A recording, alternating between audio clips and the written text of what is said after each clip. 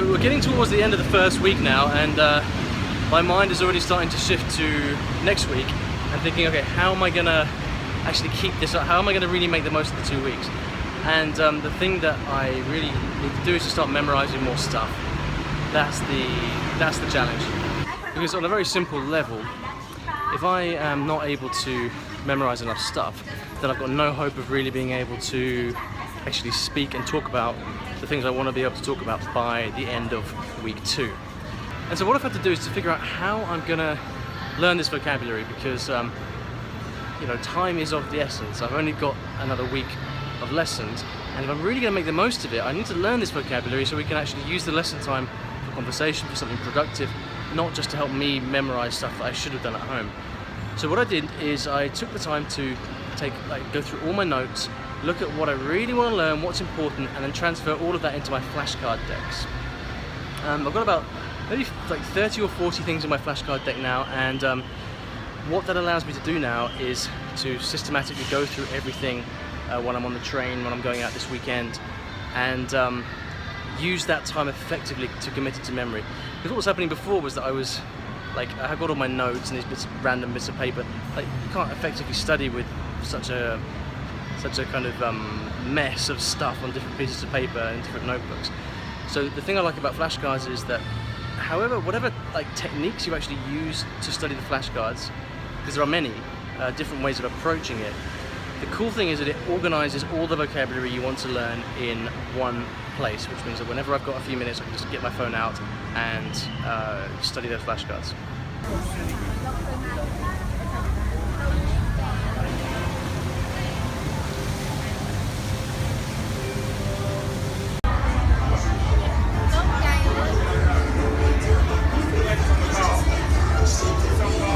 Now, whilst all that's been going on, I've been doing something else over the weekend, because I haven't had lessons for a couple of days, and so I wanted to show you what I've been doing, because I think this is really important. I always really promote the importance of revision. A lot of the time people always want to learn new stuff, but actually it's the going back and revising the stuff you've already learned and really consolidating that gives you the progress you're looking for. Otherwise you're kind of building a house of cards in many ways. So what I did is I kind of went through and I looked at all the stuff I'd been learning, and I wanted to put it into a little dialogue or a little monologue that I could then go off and practice and learn.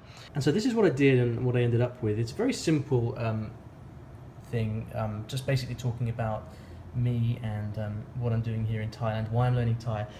And as you can see, I then took it into the lesson and read it out to the teacher, and it was mostly fine actually, but what she did do was change the word order. So I found out that my word order is a bit dodgy. So I had to kind of reorganize some of the sentences in order to make it natural. But it was pretty good. I took some time over it and she was happy with it. So she had me read it out a few times, and what she noticed was that I have some issues with my accent. Unsurprisingly, right, because Thai is a difficult language. There's 5 tones and difficult to pronounce. And so she said that having listened to me, I had the following problems with my accent. Now, number 1 was that the final sound is missing. And this is something that Stu Jay pointed out to me as well. So I've got a habit that I brought over from Cantonese of cutting like a kind of glottal stop, and I cut the final sound of a word off too soon. Whereas in Thai, you actually have to form the final sound in your mouth. You don't actually say it, but you do kind of get your mouth and your tongue in the position that it requires. And so maybe we'll do some examples of this in another video, but that's dodgy for me. Also, my high tone is not quite right, because I'm bringing it over from Cantonese, where the high tone would go si, like that, quite a big si, quite a big rise. But in Thai, it's not. It's already high. Si, like that, I think. So I sound too Chinese by having a high tone that goes too. I'm doing the rising thing, right? And then short, long vowels. Like in Cantonese as well, Thai has short vowels and long vowels, and I'm not making the distinction clear enough. So I need to work on those 3 things. And so what we then did was we went back to the script that I wrote and practiced reading it. And so these little red marks here are all the accents that I need to work on. And so initially when I did this, I thought, like, for the purpose of these videos, that I might kind of learn it and memorize it and then read it all off kind of perfectly, having worked hard on it. But I'm not going to do that because you want to see what's really happening, right? So instead, I'm just going to give you a quick reading of where I'm currently at, and it's going to be still full of mistakes, but it lets you kind of hear like the way that I'm practicing it. So I'll read it out as if I was practicing and rehearsing it, and you know, bear with me with the mistakes. But this is literally where I'm at now, and hopefully over the coming days it will improve. Because when I think like this is, writing out these little monologues and memorizing them is incredibly powerful because it gives you the feeling, you're able to experience what it feels like to speak fluently, right? Even though obviously it's not spontaneous, but you practice and rehearse the sounds, the sentence structures, the words, and the pronunciation, and so you get that feeling of speaking well, and that's incredibly valuable. So here goes. ผมมากรุงเทพเรียนภาษาไทยอาทิตย์นี้และอาทิตย์หน้าทุกวัน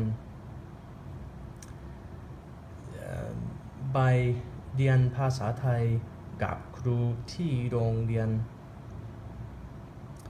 ก่อนหน้าหนูมาเที่ยวเมืองไทยบ่อยและชอบมากแต่ไม่พูดภาษาไทยไปเมืองไทยปกติพูดภาษาอังกฤษตอนนี้ก็เลยอยากเรียนภาษาไทยมากโรงเรียนและครูดีมากและจริงๆแล้วพูดได้นิดหน่อยแล้วหลังจากนี้กลับไปอังกฤษผมจะพูดภาษาไทยได้ดีใจมาก Okay, so I'm focusing very much on the pronunciation, so I'm reading it very slowly and deliberately and trying to get that right. There you go. That's where I'm at.